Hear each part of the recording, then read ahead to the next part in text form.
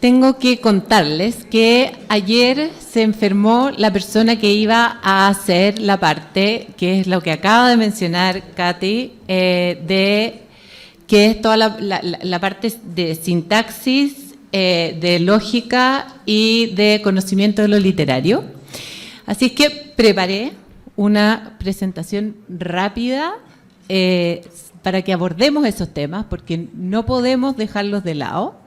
Y luego tendré una conversación con Mariana Quesney, que también es de Aptus, y que nos permitirá un poco que ella haga las preguntas que en general se hacen los profesores con respecto a la estructura del lenguaje, el razonamiento verbal y el conocimiento literario. Yo soy Javiera Necochea, directora del área académica de Aptus, soy lingüista, trabajé con Loreto en las bases curriculares de lenguaje y actualmente, bueno, también trabajé en escritura en el CIMSE y actualmente estoy en Aptus como directora del área académica. Y vamos a ver esto, que generalmente es lo que nadie quiere abordar, es como que lata gramática. Ahí me mira Soledad Concha con cara de... es lo fascinante.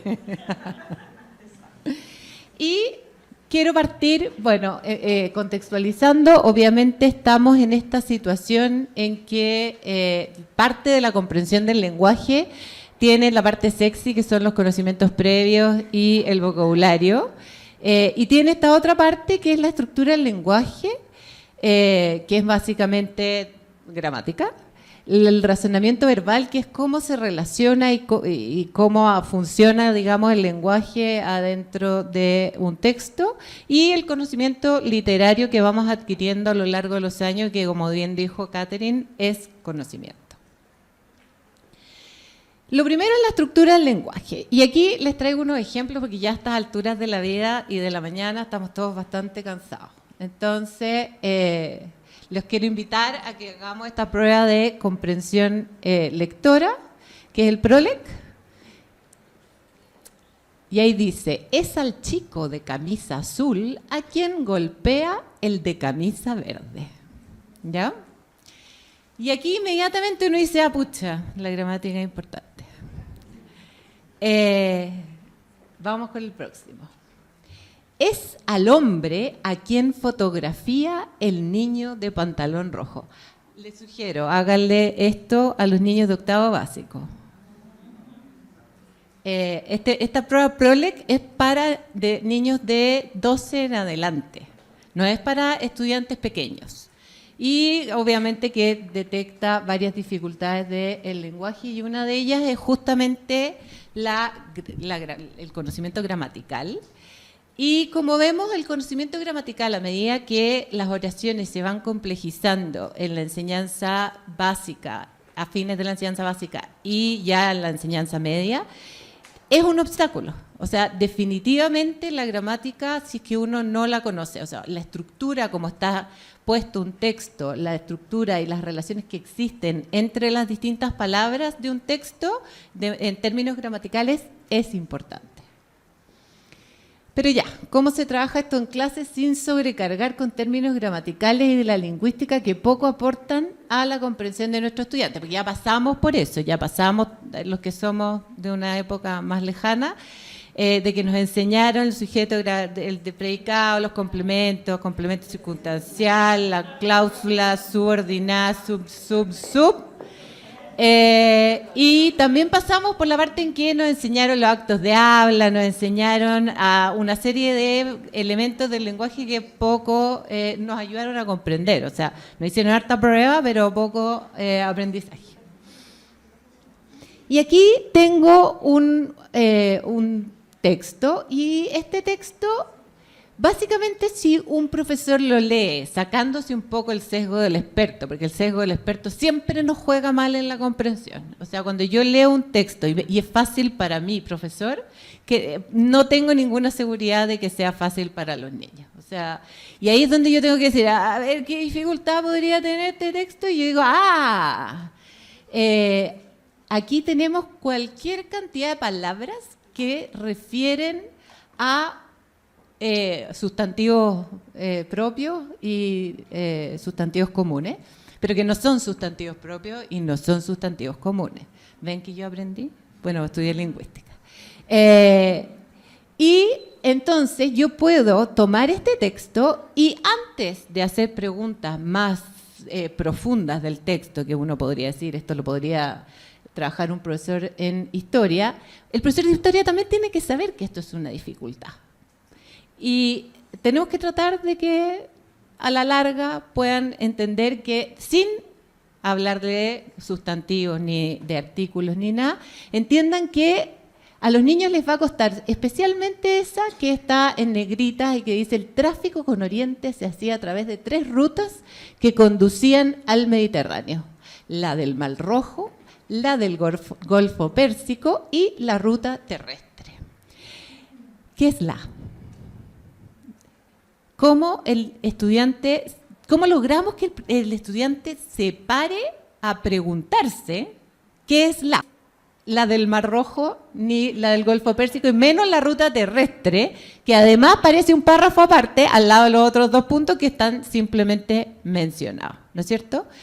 Entonces, la única manera que como profesores podamos enseñar esto es poniendo textos que son más complejos, leyéndolo con los estudiantes, pero lo más importante es leyéndolo previamente, yo como docente, para decir, ok, esta oración, me acuerdo de la Cathy Strasser, ¿qué palabra tiene que no van a entender? Me acuerdo de Loreto Fontaine, ¿qué conocimiento previo necesitan para comprender esto? Pero también, ¿dónde se me van a trancar gramaticalmente? Uy, aquí hay una oración que tiene, chuta, es el párrafo completo, ya. Vamos separando esa oración en distintas partes y vamos comprendiéndola, perdón, vamos comprendiéndola de a poco porque si no, no vamos a llegar, digamos, a que analicen el sentimiento de profundidad del ser humano en, Dios sabe qué cosa, los textos de filosofía, para que hablar la cantidad de comas y puntos y en distintos elementos que permiten alargar las oraciones, subordinadas y todo eso. Entonces, no necesitamos aquí hablar de gramática para nosotros como profesores tener claro que hay una complejidad gramatical que debo abordar. Y no debo abordar solo la complejidad gramatical porque qué tedio, pero sí necesito abordarla para enseñarle a los estudiantes, sobre todo, a que paren y digan, no estoy entendiendo lo que es la. Entonces, las acciones de los docentes frente a esto es analizar los textos previamente y hacer detenciones en aquellos pasajes donde sabemos que los estudiantes tendrán dificultades. Y abordarlas, simplemente eso. Sacándose el sesgo del experto, que la verdad es que es bien difícil. El segundo punto que nos menciona la cuerda que es importante para la comprensión es el razonamiento verbal. Y el razonamiento verbal nos permite, y aquí nuevamente todos nos topamos, porque si leemos esta oración, y se van a acordar de Cathy y se van a acordar de la Loreto, que dice, las precipitaciones matutinas habían dejado congeladas las veredas. Por lo tanto, Kayla les pidió a sus hijos que tuvieran cuidado. Y yo les agregué el por lo tanto. Pero para entender eso, la lógica me dice, y los conocimientos previos que tengo, y que sé lo que son las precipitaciones, me dice que las personas caminan por las veredas, que el hielo es resbaloso, que las personas pueden caerse al caminar por superficies resbalosas, las personas pueden salir heridas si se caen, los padres no quieren que sus hijos salgan heridos, las personas tienen menos probabilidad de caerse si caminan con cuidado. Por lo tanto, Kayla les pidió a sus hijos que tuvieran cuidado. Y eso, a pesar de... por eso es cognitivamente tan dificultoso leer, porque me exige estar permanentemente, lo que decía la Loreto, así como, ¿encaja esto con mi lógica? Si yo les digo, salgan corriendo, niños, que hay hielo. Ya, es entretenido que haya hielo, pero a ver, pero pónganse los zapatitos que les permite agarrarse al hielo, ¿no? Porque cuando nosotros leemos estamos permanentemente trayendo infinita información a nuestra memoria de trabajo mientras leemos el texto y estamos haciendo estas conexiones y toda esta lógica que nos dice que lo que estamos leyendo hace sentido. Porque cuando no hace sentido, este texto está mal escrito. Miss, o profesora, o tía, no entiendo.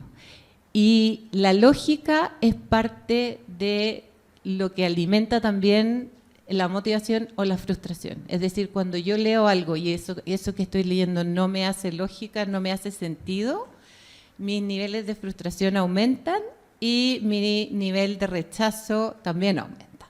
Por lo tanto, esto es algo que también hay que tener en cuenta. ¿Cuánto esfuerzo tiene que hacer un estudiante para llenar aquello que no leyó, o sea, que no incluyó el autor?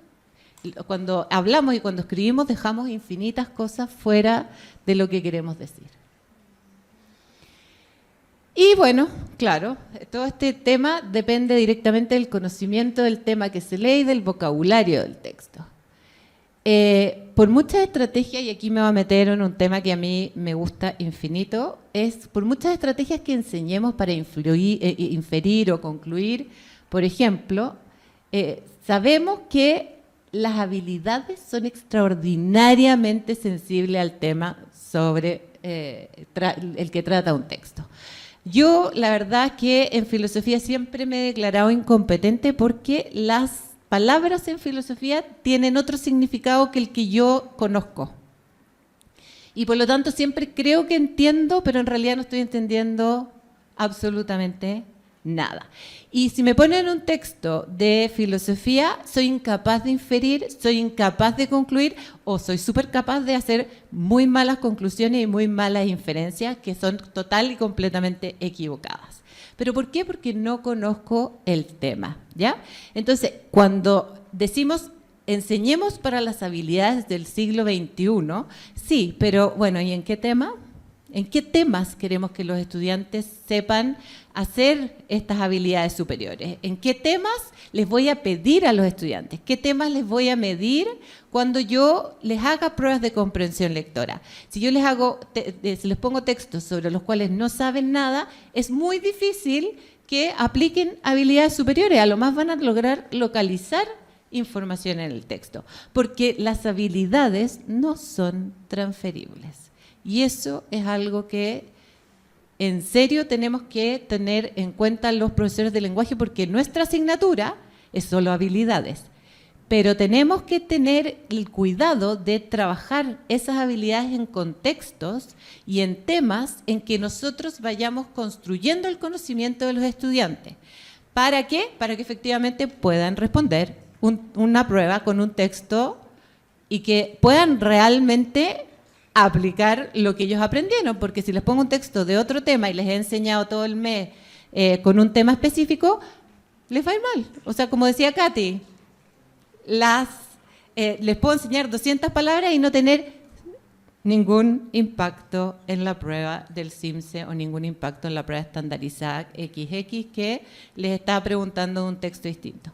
Las habilidades no son transferibles y eso es una súper mala noticia, pero una súper buena noticia también, porque podemos organizar el aprendizaje de los estudiantes en unidades temáticas en lenguaje y hacer que se profundicen en distintos temas.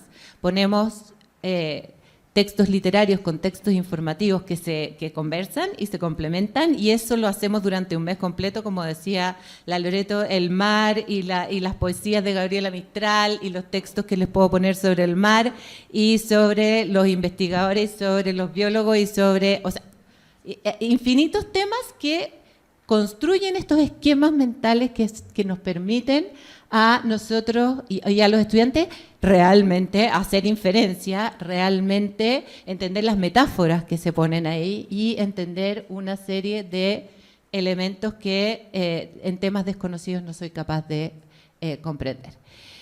Y por eso también es que las definiciones académicas no aportan a la comprensión de lo que un texto no dice. Por ejemplo, si les defino a los niños qué es lo que es una metáfora, Se pueden saber súper bien el significado, o sea, la definición de lo que es una metáfora y no tienen idea cómo interpretar algunas metáforas de, por ejemplo, Vicente Huidobro, que hace unas relaciones que están bien lejos de la lógica cotidiana y que hay que saber que Vicente Huidobro hace relaciones muy complejas y que no son parte de la lógica que nosotros vivimos y que chocan mucho con lo que yo sé sobre el mundo, ¿no es cierto? Por lo tanto, las acciones de los docentes con esto es asegurar los conocimientos y el vocabulario necesario antes de leer un texto, porque la lógica depende de aquello, organizar la lectura de textos en grupos de textos sobre un mismo tema y mezclando literatura con textos no literarios y también, bueno, conversando con las otras asignaturas. Y las otras asignaturas también ir asegurándose que lo que leen dentro de esas asignaturas no sea un texto por tema, porque no funciona así la cabeza de sus estudiantes. Analizar citas breves y modelar el pensamiento en voz alta para mostrar que en el texto hay cosas que no dice el texto, o cómo un lector experto conecta las ideas dentro de él, que es parte de la lógica de ese texto. Y finalmente el conocimiento literario. Vamos a hacer también, yo me voy para atrás a mi infancia cuando teníamos que memorizar infinitas cosas de los distintos géneros, definiciones, la epopeya, todas esas cosas que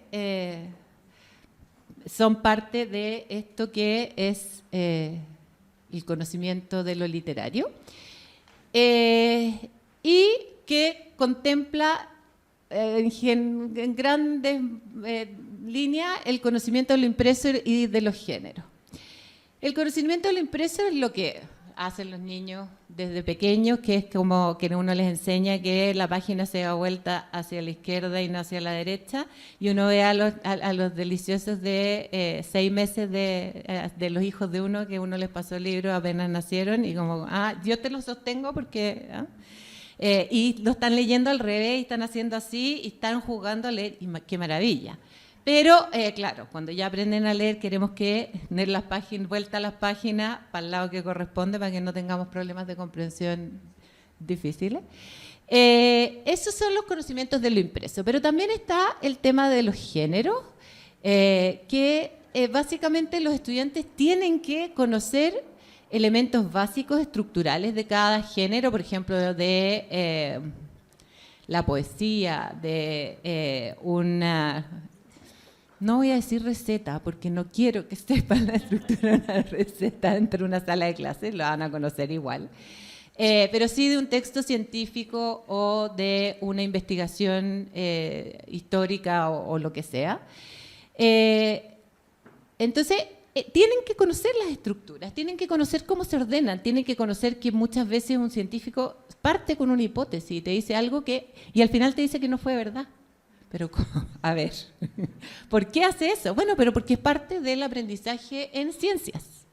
Y esa es una estructura que deben conocer. Por supuesto que conocer estas estructuras tiene un correlato brutal con la escritura. Si yo no sé cómo se organiza un texto, no lo sé escribir. Y también tiene mucho que es el trabajo en la práctica respondiendo a la necesidad de cada texto y cada asignatura. Es decir, yo no voy a pasar, por ejemplo, un texto argumentativo cuando estoy leyendo y pidiéndole a los niños que escriban literatura. Básicamente enseño lo que me pide el texto, no lo enseño descontextualizado nuevamente. Cuando yo estoy leyendo un ensayo o un discurso, por ejemplo, el discurso de Nelson Mandela, que se ve muchas veces en muchos colegios, es ahí donde yo voy a decir, a ver, pero ¿por qué este hombre me está interpelando? ¿Por qué está partiendo de esta manera? O yo tengo un sueño. ¿Qué efecto tiene partir un discurso con una afirmación de ese tipo? Y lo voy a hacer contextualizado porque si no, a la comprensión aporta re poco. Aporta la memoria de las características de un texto y te le pueden recitar las características de un texto, pero no van a comprender mejor ese texto. Por lo tanto, ¿qué acciones podemos tomar con respecto a eso? Nuevamente, leer cuidadosamente los textos con preparación para el aprendizaje, dejar de lado el sesgo del experto, considerando que estos tres elementos del lenguaje que acabo de abordar aportan a la dificultad de las lecturas, y dividir el texto en secciones, verificando la comprensión de cada estudiante, oración por oración, si es necesario. O sea, los profesores de historia, sobre todo, les pego una pelá, así, de que cuando le ponen fuentes históricas a los estudiantes, es casi cada 2 palabras que hay que detenerse, porque es infinito el conocimiento, la estructura, etcétera, y están en nuestros textos escolares. Y hay textos de 1600 que yo una vez hice el esfuerzo y reprobé. Hay algunos que yo simplemente no entendía. Los de las constituciones, por ejemplo, las constituciones de 1800, o sea, hay algunos que no supe qué me estaban diciendo el texto, así de simple. Entonces, tomar conciencia que esto es muy difícil, y si voy a meter una fuente, no es para que esté de adorno ni para cumplir check, los niños leyeron una fuente. Es para decir, los niños comprendieron esta fuente, por lo tanto la pueden usar y la pueden citar. Y eso sería con la estructura del lenguaje, conocimiento del impreso y razonamiento verbal. Mariana, ¿tienes algunas preguntas que me quieras hacer? Ahí estás, Mariana.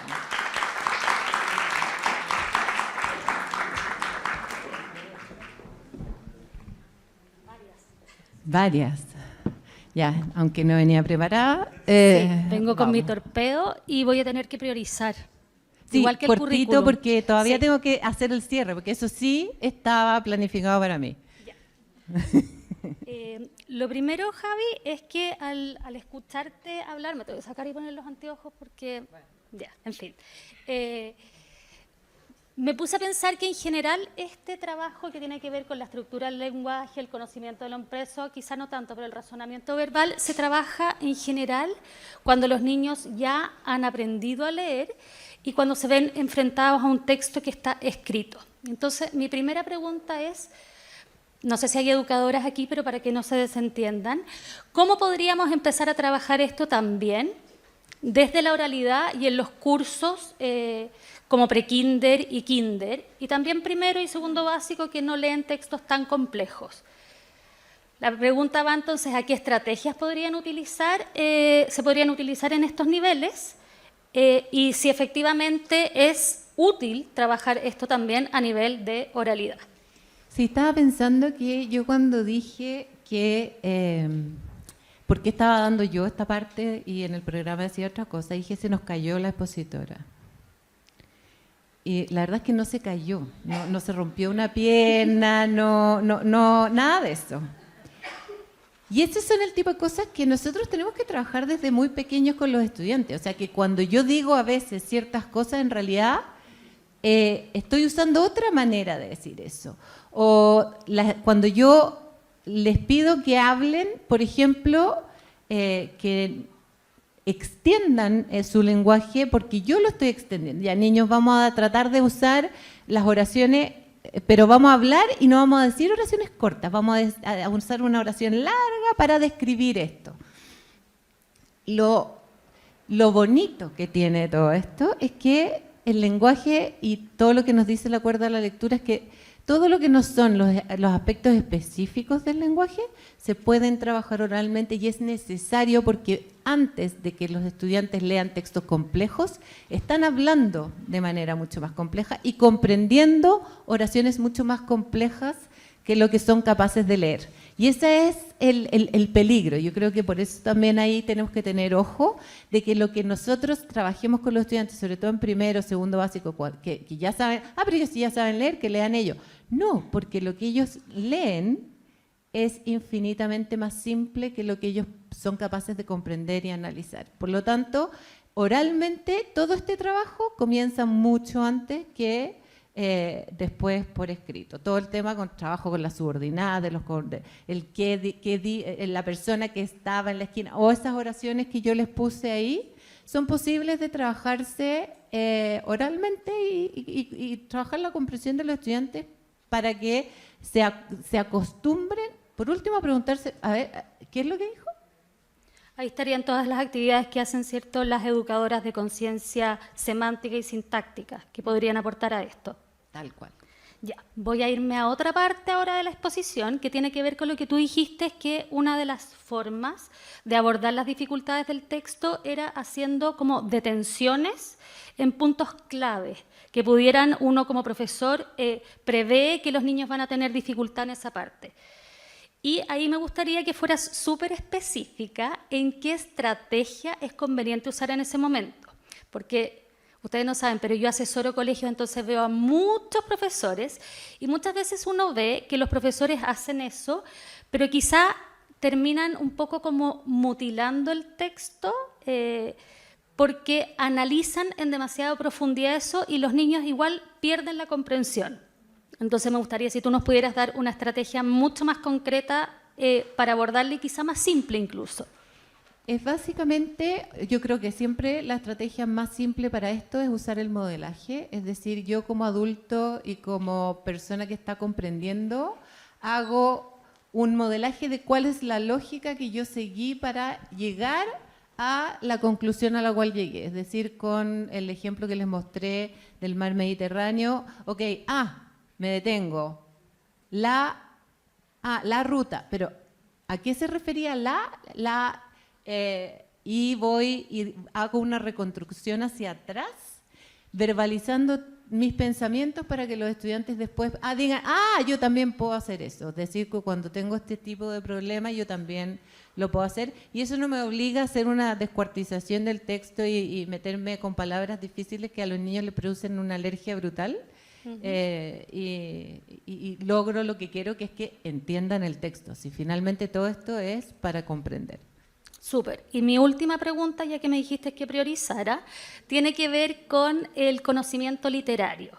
Y acá también, yo también vengo de la época pasada, como somos de la misma generación, y a nosotros nos enseñaban géneros literarios y había que elementos del mundo narrado, qué sé yo, pero nunca llegábamos como a unir ese contenido con lo que estábamos leyendo. Entonces la pregunta es cómo podemos y cuáles son unir esos dos mundos y cuáles son esos elementos clave que deberíamos priorizar que apuntan a la comprensión de distintos tipos de texto. Espérame que tengo otra.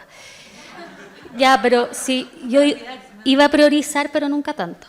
Y la segunda es yo me acuerdo que cuando yo estaba en sala, que ya desgraciadamente la abandoné, estaba muy en ese momento como de moda el enseñar las tipologías textuales. Entonces, mi pregunta está en, ¿tiene valor enseñar las tipologías por las tipologías o tiene valor en el sentido que uno puede enfrentar la lectura de distintos tipos de texto dependiendo del propósito que tienen, digamos? Ya, se me olvidó la primera pregunta. Te la recuerdo, cómo unir el mundo del contenido literario con el mundo del contenido literario básicamente es a través del significado. O sea, yo voy a hacer leer a los estudiantes un cuento de nuestro amigo Borges, que nos gusta mucho a las profesoras de lenguaje. Ahí es súper pertinente, por ejemplo, el tema de los saltos temporales. También hay ciertas corrientes de la conciencia, pero ¿por qué? Porque tengo que explicarle antes a los niños de que se van a encontrar con que a la mitad del texto puede que salte hacia otro lado la cosa y que no se asusten, no se confundan, es efectivamente así. Entonces, básicamente esos conocimientos que son muy literarios nos sirven para adelantarle a los estudiantes y para decirle, oye, en la literatura está permitido no tener inicio, desarrollo y final. Puedes tener un inicio que va en la mitad y un final que va al principio. Y no es necesario llamarle caja china ni ninguna de esas cosas, pero sí decirle, oye, se puede y te puede pasar. Y en el contexto de lo que están leyendo, no un mes antes. Tal cual, sí, y no como una definición, sino que como una manera de que lo entiendan. Y la segunda pregunta Sí, que es básicamente preguntarte si tipo de texto, Ya, finalmente. los tipos de texto. Sí, Los tipos de determina la- texto son inútiles. Es decir, si yo digo género narrativo, o sea, si yo hablo de los tipos de texto narrativo, o sea, hay 10.000 millones de infinitos tipos de texto narrativo. Si yo hablo de género, entramos a un espacio que es un poco más específico. Digo, ya, el microcuento. Eso que me está pasando la persona en el metro de Santiago en 100 palabras. Ah, eso también es un cuento. Sí, se llama microcuento. ¿Y está permitido? Sí, está permitido. Y se puede, sí, y es entretenido. Escribamos un microcuento, leamos un microcuento. Sí, nos sirve, pero en realidad es bien difícil porque tiene que tener un elemento sorpresa normalmente. Entonces, y ahí les metí la definición y vamos a leer este microcuento de... Pero si yo les digo el género narrativo tiene el propósito de, y el autor tenía el propósito de entretener, ¿qué tengo idea? Yo estoy segura que Borges no quería entretener a nadie. Pero No, y a veces no lo seguro. logran. Quería confundir, dificultarle la vida a mucha gente, usar muchas palabras difíciles. Todo eso sí, pero en ese sentido hay que tener mucho cuidado porque hay hay infinitos géneros y cada género tiene sus particularidades y solo cobra vida y sentido cuando uno está trabajándolo en un texto concreto, cuando en la concreción de ese género, digamos. Ya. Última. Cortita, sí, un segundo. ¿Podríamos decir que existen distintas estrategias para afrontar textos que son de ficción y no ficción, por ejemplo? Absolutamente. Los textos de no ficción requieren del conocimiento previo y del vocabulario fuertemente. Los textos narrativos requieren de otros tipos de conocimientos como más situacionales, a veces de ciertos contextos históricos, pero en general se sostienen bastante por sí mismos.